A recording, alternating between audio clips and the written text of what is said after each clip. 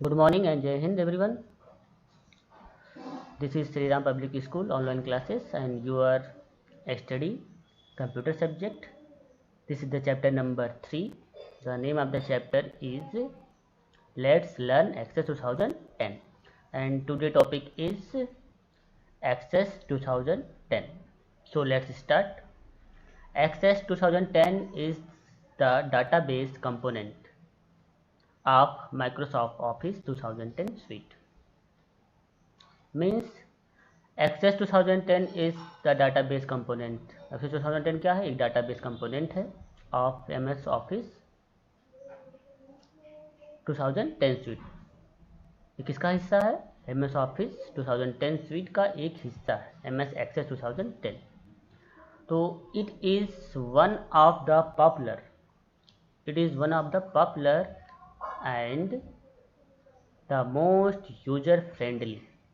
यह एक बहुत ही लोकप्रिय और बहुत ही ज़्यादा यूज करने वाला या यूज करते हैं, यह बहुत ही popular friendly RDBMS relational database management system that allow to store the information in the form of multiple created tables, जो आपको अलाउ करता है या आप स्टोर कर सकें ज़्यादा से ज़्यादा information in the form of multiple created tables. किस रूप में? टेबल्स के रूप में, मतलब कि एक टेबल के रूप में ज़्यादा से ज़्यादा जानकारी आप सेव कर सकते हैं. So this is the Access 2010. Next topic is database object. So main point is what is database object. So let's learn. First in database object is table. Table is the basic component of a database management system. database management system का basic component क्या है? table है. Information in a table is stored in the form of columns called fields. जो भी हम जानकारी, जो भी इंफॉर्मेशन स्टोर करते हैं इन एक टेबल में, वह किस रूप में होता है? कॉलम, और the form of columns called field, जिसको हम फील्ड कहते हैं. Attributes and different entries of related field values called record. And different entries of related field values called records are tuples, इसको हम रिकॉर्ड भी कहते हैं और ट्यूपल्स भी कहते हैं. Are stored in the form of rows, जो किस रूप में सेव होता है? रोज के रूप में. And individual field value of A record is called data. और जब यह दोनों मिल जाता है एक डाटा के रूप में, that means row and column में, जब इकट्ठा हो जाता है, values of record is called data values. तो हम डाटा वैल्यूज कहते हैं या डाटा आइटम कहते हैं. It represent the smallest possible value stored in the database. और वह रिप्रेजेंट किसको करता है? स्मॉलेस्ट पॉसिबल वैल्यूज, जो उचित हो सके, जो भी आपको दिखाई दे, जो आपको समझ में आए. Smallest possible values stored in the data base, और हम उसको आसानी से सेव कर सकें डाटा वैल्यूज में. So this is the field or attributes, both are same. Here is the roll number 1 and 2. First name Akash and Aarti, last name Gupta and Nidhi. Age 15 and 14. This is the records. And here is the data values. This is the data values and this is record, and these are the field is total are field where you working, these are called field. Next is forms. What is forms? This database component acts as a user interface to enter, edit, view, or search the data stored in single or multiple tables. तो form किसे कहते हैं?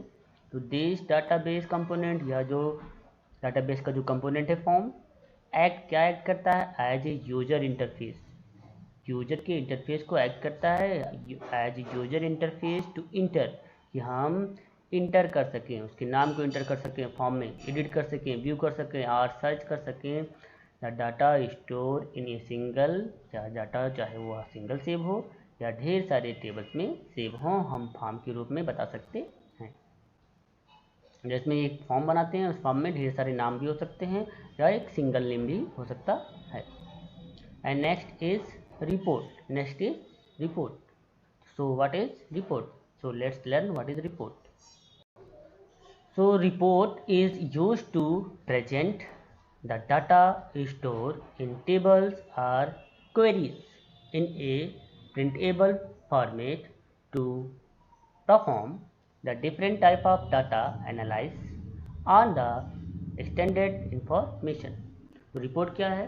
Report is use to present the data. Report जो है वह आपके data को दिखाने के लिए, जो भी आपने स्टोर करके रखा हुआ है अपने कंप्यूटर में या आपने एक्सेस में जो भी स्टोर करके रखा हुआ है, उसको एक बताने के लिए कि हाँ हमने ये चीज़ तैयार किया, तो आप उसको रिपोर्ट में बता सकते हैं।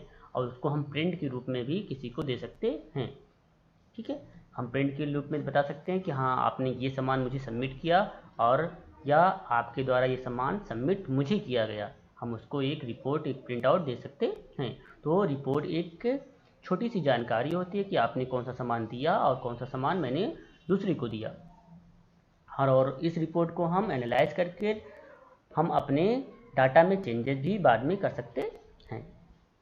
So this is the report. Next is starting Access 2010.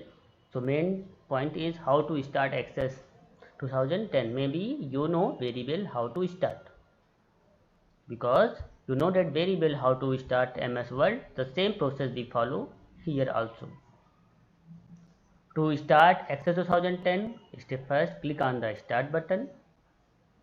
Step second, from the list of programs, list के प्रोग्राम में जाएंगे, या प्रोग्राम जो भी आपने स्टार्ट बटन पर क्लिक करते हैं उसके बाद आपका प्रोग्राम खुलता है। तो from the list of the program click the Microsoft Office, वहाँ पर ऑफिस में जाएंगे, and then click on Microsoft Access. और MS ऑफिस में आपको क्या मिलेगा? Microsoft Access 2010। If you install 2010 then you go Microsoft Access 2010। Access 2010 start and the Access window is displayed with the file menu open. With the file menu open, that means first you go on the start button, then you click all program, and in all program you will find the Microsoft Office, and in the MS Office you will get the Microsoft Access 2010, and just double click, and after that your Access file will open on your screen. So this is the image how to start. Under available templates click on blank database.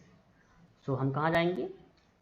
जब वो खुल जाएगा तो हम जाएंगे available templates and blank database. So this is the topic for today. Thank you and have a nice day.